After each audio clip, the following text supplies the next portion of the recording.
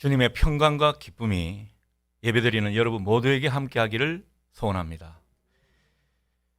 대선 전국이 네거티브 대결로 점점 혼탁해지고 있는 모습입니다.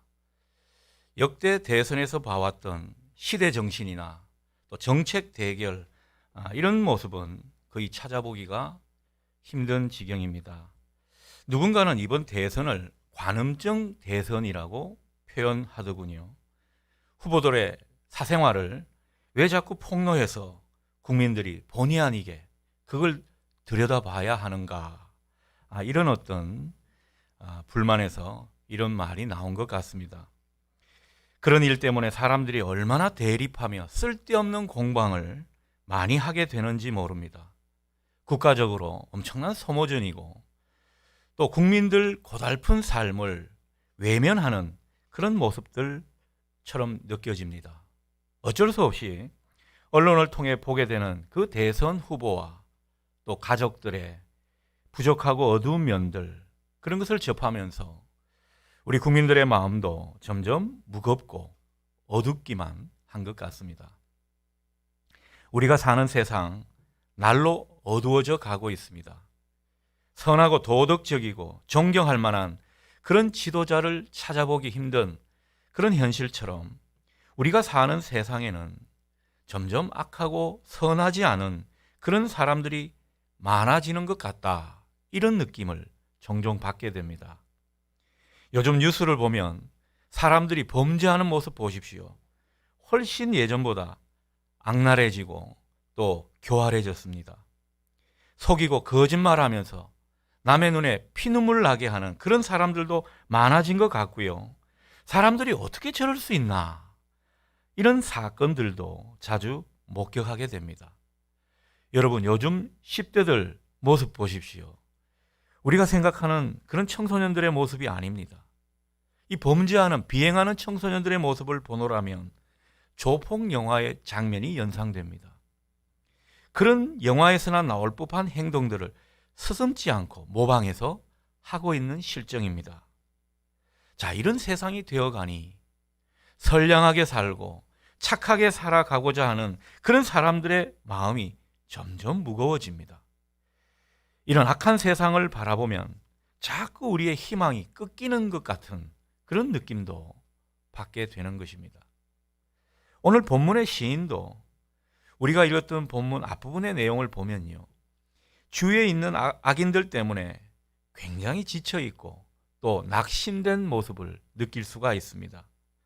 자, 그런데 시인은 이런 소망 없는 세상을 보며 절망감이 찾아들 무렵에 뜻밖에도 드넓은 하늘의 세계로 눈을 돌리게 됩니다. 하나님이 주도하시는 또 다른 세상을 주목하게 된 것이죠.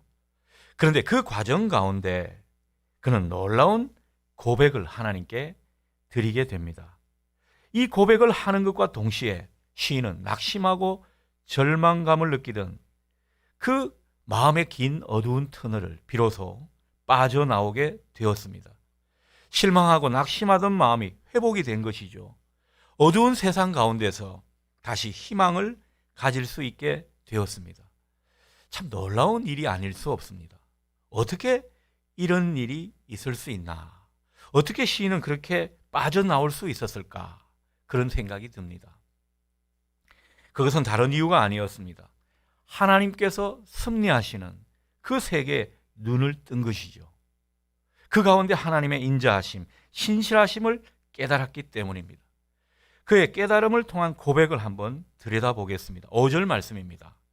이 5절 말씀을 새번역 성경은 이렇게 번역하고 있습니다. 주님의 한결같은 사랑은 하늘에 가득 차 있고 주님의 미쁘심은 궁창에 사무쳐 있습니다.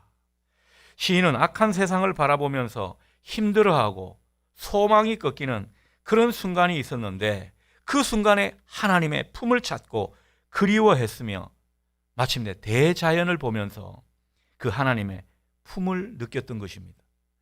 그 하나님의 품 안에서 한결같은 하나님의 사랑을 느꼈고 또 하나님이 다스리시는 세상 가운데 이 사랑이 얼마나 충만해져 있는지 새삼 느끼게 된 것입니다.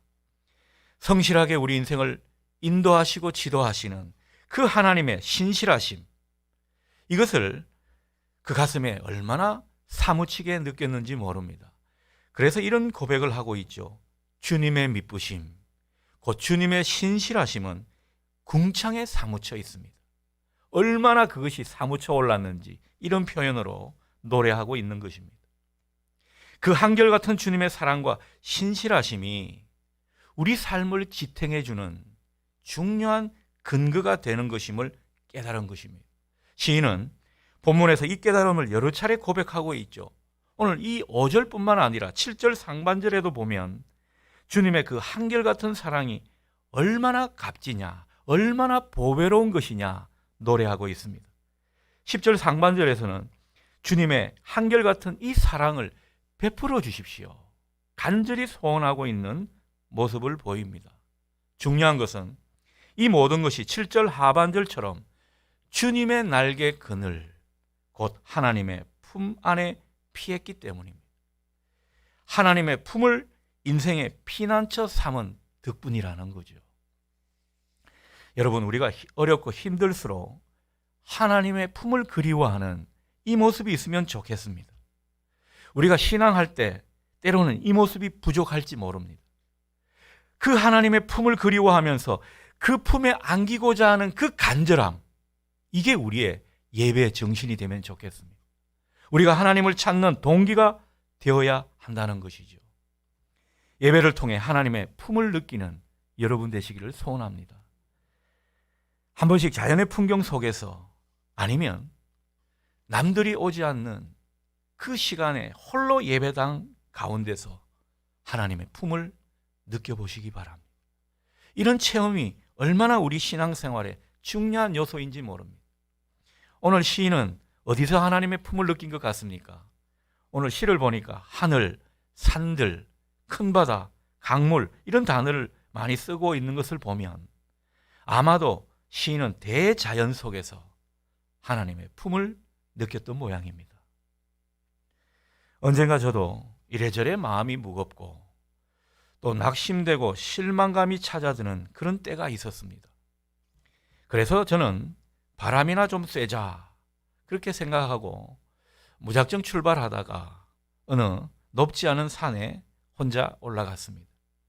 숲속을 거닐다가 산 정상에 오르는 그 길을 택해서 올라갔는데 정상에서 본 풍경은 실로 장관이었습니다. 코끝에 시원한 바람이 스치니 기분이 한결 가벼워졌습니다. 그리고는 저도 모르게 그 자연의 풍경을 보면서 찬송가 가사를 떠올렸습니다.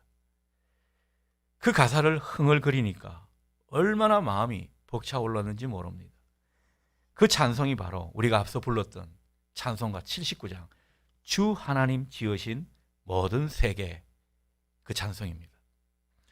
주 하나님 지으신 모든 세계 내 마음속에 그리어볼 때, 눈앞에 펼쳐진 풍경을 보면서 하나님의 창조 세계를 그리어보니까 하나님의 섭리하심이 문득 느껴졌습니다. 그 하나님의 섭리하심을 느끼게 되니까 그만 저도 모르게 눈시울이 붉어졌습니다. 이어서 후렴 가사를 마저 불렀죠. 주님의 높고 위대하심을 내 영혼이 찬양하네. 주님의 높고 위대하심을 내 영혼이 찬양하네. 처음에는 어떻게 보면 작은 소리로 엎조리듯 부르다가 이 찬송을, 이 후렴구를 반복해서 부르니까요, 얼마나 크게 불렀는지 모릅니다. 뭐 산 정상이니까 누가 보는 사람도 없고요. 여러분, 이 찬송을 부르는 동안 어느새 제 눈에 눈물이 주르르 흘러내렸습니다. 왜 그랬겠습니까? 하나님의 그 사랑의 마음이 느껴졌던 것이죠.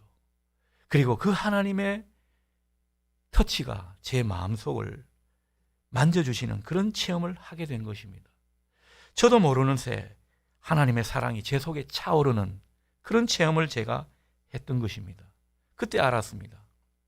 그간 제가 눌러왔던 그런 것들이 많았구나.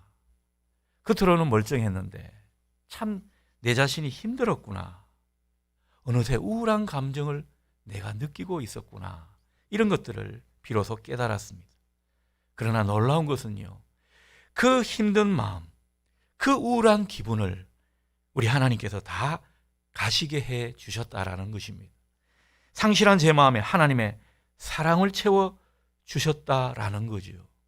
여러분, 하나님의 사랑을 다시 확인하게 되니까요, 그 하나님을 신뢰하게 되더라고요. 그 하나님을 신뢰하는 가운데 예전에 누렸던 기쁨을 다시 회복하게 되었습니다. 우리는 삶에 지치거나 소진될 때가 있습니다. 사람들한테 어쩔 수 없이 실망하며 살아갈 때가 있습니다. 이런저런 세상사로 우리는 낙심될 때가 분명히 있습니다. 그럴 때 세상 사람들은 뭐 술로 풀고 뭐로 풀고 그렇게 하죠. 사람들 뭐 찾아다니면서 위로받으려고 왜 내 말에 칭찬 안 해? 뭐 이런 심정으로 사람들의 위로를 구걸할 때가 있습니다. 그러나 여러분, 우리 믿는 사람들은 주님을 새롭게 찾아야 합니다. 하나님의 품을 느껴야 한다는 거죠. 평소 내가 느껴보지 못했던 그 주님의 사랑의 깊이를 확인해야 하는 것입니다.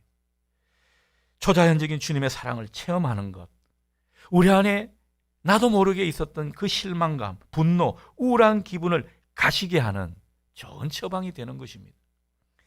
대신 우리 안에 기쁨을 회복하는 좋은 방법이 되는 것입니다. 여러분, 이 무기를 많이 사용하실 수 있기를 바랍니다. 주님의 사랑을 확인하고 확신하게 될 때 우리는 그제서야 하나님께서 변함없이 나를 사랑하시는구나, 한결같이 나를 사랑하고 계시구나, 나 혼자 외로이 쓸쓸하게 지내는 그런 어두운 시간조차도 주님은 내 곁에 계셨구나, 비로소 깨닫게 되고 확실하게 느끼게 되는 것입니다. 여러분, 신앙은 이런 맛이 있어야 되는 거죠. 이런 체험이 없는 사람은 자꾸 자기 방법이나 자기 지혜에 머무는, 그래서 옛부터 해왔던 방법을 내려놓지 못하는 것입니다. 우리는 새롭게 그 사랑에 기대고 그 사랑에 젖어드는 이런 체험이 있어야 한다는 것이죠. 주님의 이 한결같은 사랑을 우리가 한 번씩 느끼고 체험하게 될 때 우리는 전에 없던 힘이 생기게 됩니다. 내 영혼이 소생하게 되는 그런 은혜를 누리게 되는 것이죠. 거기서 마음의 자유가 일어나는 것입니다. 예전엔 그렇게 묶여있던 내 마음에 치유가 일어나는 것이죠. 그러니 세상에서 좌절하고 실망하며 소진될 때 사람 붙잡으시려고 애쓰지 마시고 다른 것에 위안을 삼지 마시고 얼른 주님을 찾으시는 여러분 되시기를 축복합니다. 우리는 주님의 품 안에서 위로를 얻고 그 사랑을 체험해야 하는 것입니다. 그 한결같은 사랑 말이죠. 시인은 이것으로 자기의 무거운 현실을 빠져나올 수 있었습니다.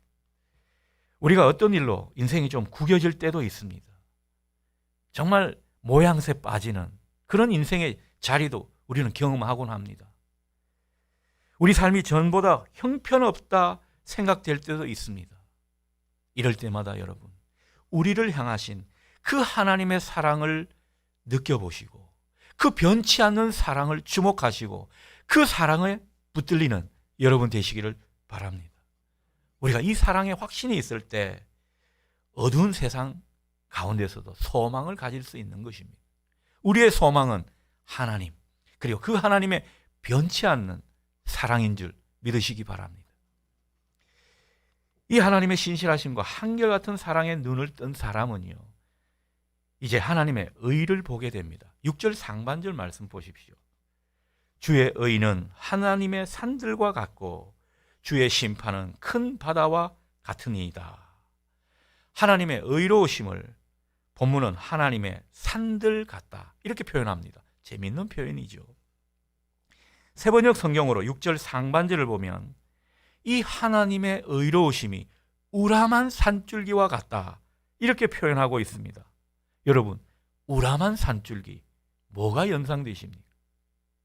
하나님의 성품이 연상되죠. 하나님의 그 넉넉하고 든든한 그 하나님의 성품이 느껴지는 것입니다. 우리 하나님의 의가 이런 모습이라는 거죠. 하나님의 의는 언제나 그 자리에 든든히 서 있는 산과 같은 것입니다. 그러니 이 하나님의 의로움을 우리는 덧입어야 합니다.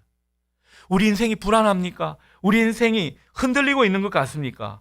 이 하나님의 의로움을 덧입게 되면 그 인생이 어떻게 된다고요?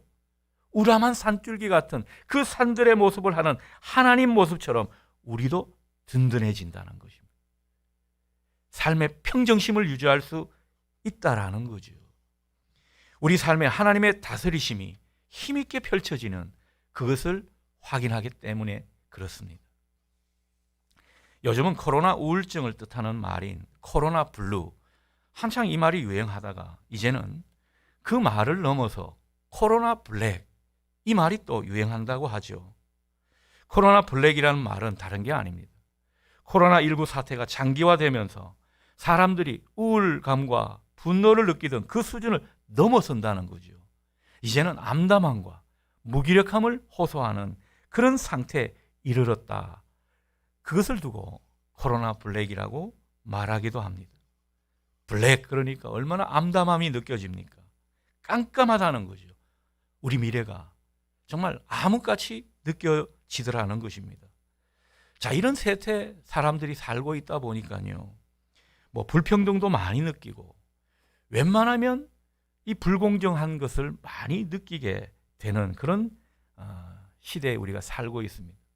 그래서 요즘은요, 이 사람들 위로하는 것도 잘 해야 된다고 하더군요. 뭐 사람들 위로한답시고 힘내세요, 힘내세요 누구 집사님, 힘내세요 어떤 권사님, 이 말이 도리어 시험이 된다는 거죠. 왜 그런가 물어봤더니만 젖 먹는 힘까지 다 쏟아내고 있는데 뭘 더 힘을 내라는 소리냐라는 것입니다. 여러분, 우리가 사는 세상이 이렇듯 메마르고 위태위태해 보입니다. 자, 이런 시기에 우리 믿는 사람들이 어떻게 해야 하겠습니까? 언제나 변함없이 그 자리에 든든히 서 있는 우람한 산줄기와 같은 그 하나님의 의로움 안에서 살아가야 된다는 것입니다. 여러분, 우리가 하나님의 의로움 안에서 살아갈 때 위로를 얻고요, 힘을 낼 수 없는 상황에 힘을 내는 그 힘을 공급받게 되는 것입니다. 여러분, 하나님의 의로움을 덧입는다는 것이 어떤 것입니까? 우리가 매일매일 하나님 말씀에 의지해서 살아가는 모습이죠. 어떤 분들은 뭐 삶이 왔다 갔다 너무 기복이 심한 분이 있습니다. 그분들의 특징은 무엇입니까? 하나님의 의로움을 잘 덧입지 못하는 것입니다. 말씀 속에서 하나님의 의로움을 공급받아야 되는데 그런 것들이 부족하더라는 거죠. 우리가 하나님의 의로움을 덧입게 되면 우람한 산줄기 같은 그 하나님을 느끼게 되고 우리 마음도 많이 넉넉해지게 되는 것입니다.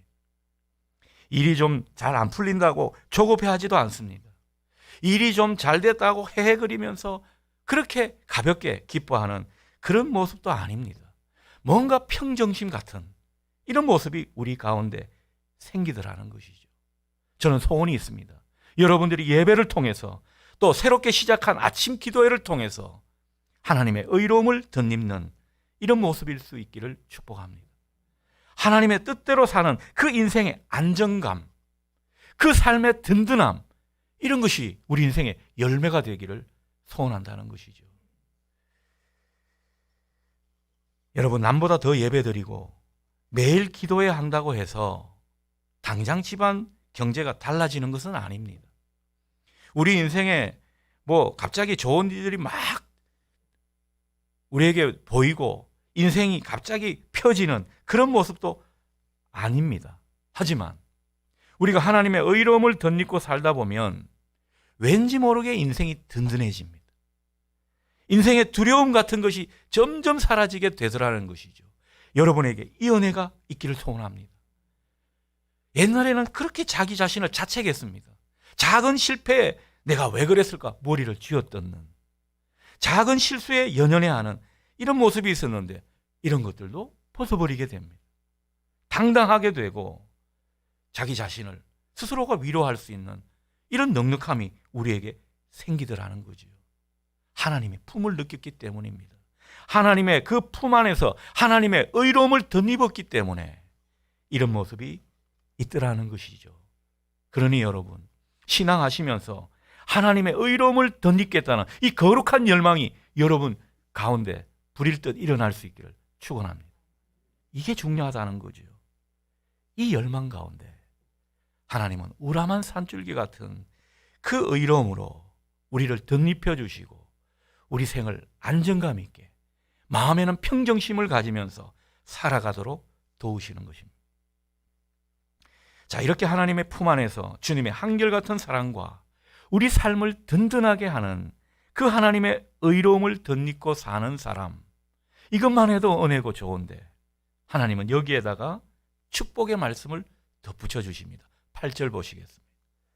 그들이 주의 집에 있는 살찐 것으로 풍족할 것이라 주께서 주의 복락의 강물을 마시게 하시리이다. 여러분, 말씀 그 자체가 아멘이 되지 않습니까? 저도 한 번씩 기도할 때 이 복락의 강수, 복락의 강물, 이 표현을 들어 쓰곤 하는데 얼마나 위로가 되고 약속의 말씀인지 모르겠습니다.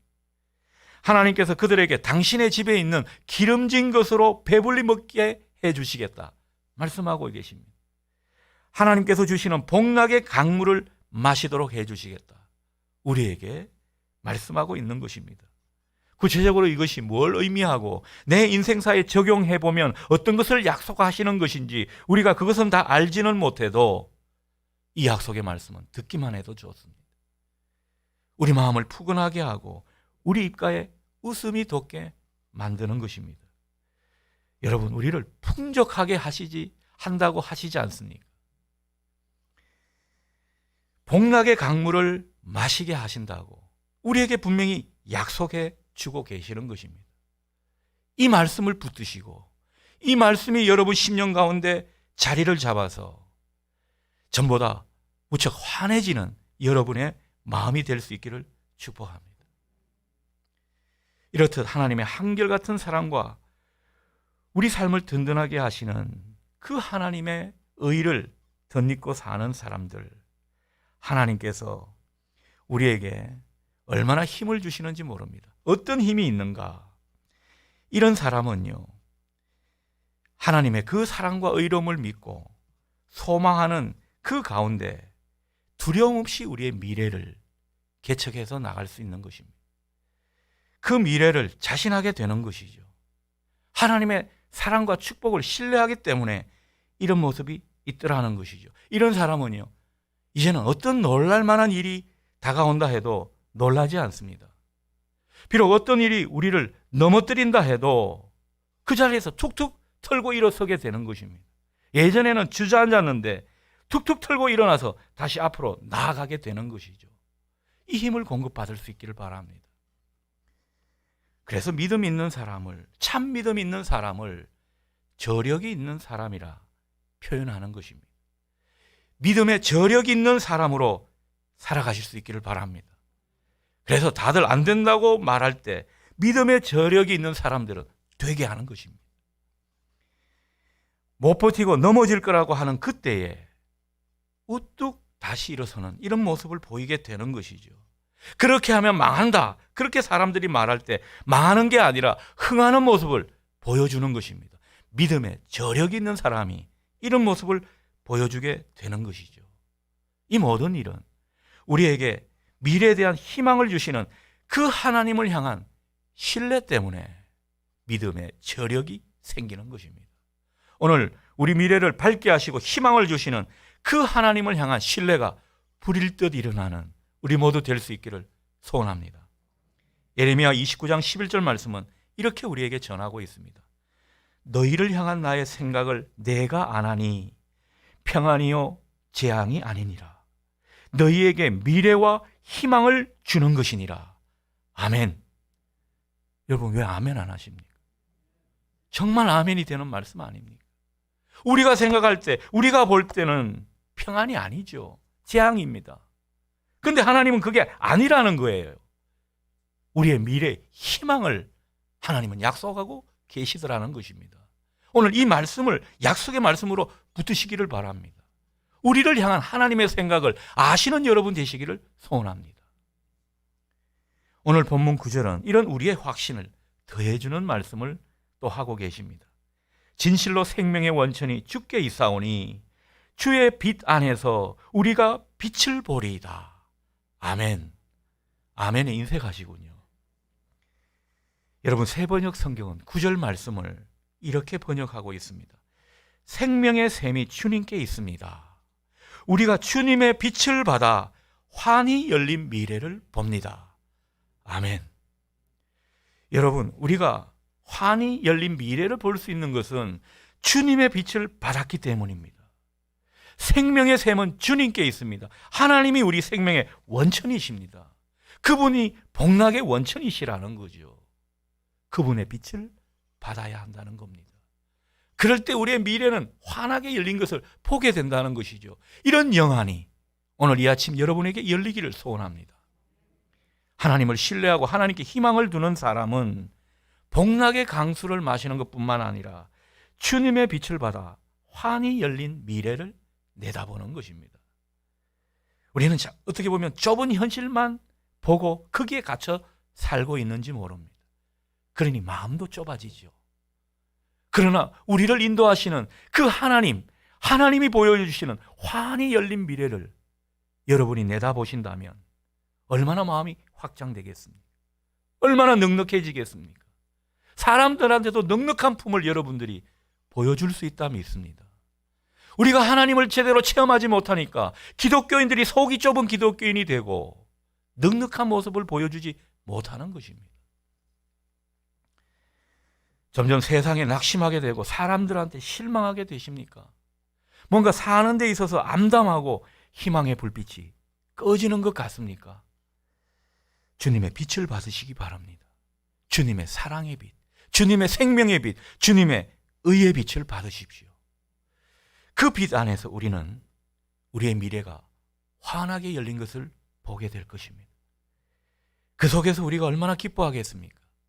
감사도 우리 안에서 자라나게 될 줄 믿습니다. 그래서 감사는 이런 모습으로 하는 것이죠. 우리 미래가 환해진다고 하는 말, 그러나 모든 것이 장밋빛이다, 이런 사탕발림의 말은 아닐 것입니다. 우리 앞에는 분명 힘든 일도 있고 우리가 느끼는 고통 여전히 느낄 수도 있습니다. 우리가 아무런 실패도 하지 않고 앞으로 쭉쭉 나아가게 되는 그런 인생만 산다는 그런 소리가 아닙니다. 우리는 여전히 코로나의 그 위태한 위기 속에 있고 또 이 코로나 후유증과 이 위기로 인해서 정치적으로, 경제적으로 혼란과 어려움을 겪고 있습니다. 우리 삶은 그토록은 크게 바뀌지 않는, 그래서 여전히 무거울 수도 있고 여전히 앞이 보이지 않는 그런 상황에 우리가 처할 수도 있습니다. 그러나 우리는 그 가운데서도 힘을 낼 수가 있습니다. 경쾌하게 우리 길을 갈 수가 있더라는 거죠. 웃음을 띌 수 없는 그런 상황에도 억지로 쥐어 짜내는 웃음이 아니라 한박 웃음을 띌 수 있다고 오늘 우리에게 말씀하고 있는 것입니다. 무엇 때문에요? 우리와 함께 하시는 그 하나님의 한결같은 사랑, 우리 삶을 안정되게 하는 그 하나님의 의로움 때문입니다. 그 사랑과 의로움이 우리에게 있는 한 결코 우리 인생은 실패가 아닙니다. 비관적인 모습으로 전락하지 않는다는 것이죠. 그러니 우리가 할 일이 무엇입니까? 신앙생활의 초점이 어디에 있습니까? 그 사랑을 확인하는 것입니다. 한결같은 그 사랑을 믿고 살아가는 것입니다. 그리고 날마다 주님의 의로움을 덧입자, 주님의 의의 옷을 입자, 이 결단인 것입니다. 우리에게 그간 이게 부족했던 것입니다. 그런 의미에서 우리가 10절의 말씀을 우리의 기도 삼아 살아가면 좋겠습니다. 주를 아는 자들에게 주의 인자하심을 계속 베푸시며 마음이 정직한 자에게 주의 공의를 베푸소서. 아멘. 우리 다시 한번 읽겠습니다. 주를 아는 자들에게 주의 인자하심을 계속 베푸시며 마음이 정직한 자에게 주의 공의를 베푸소서. 아멘.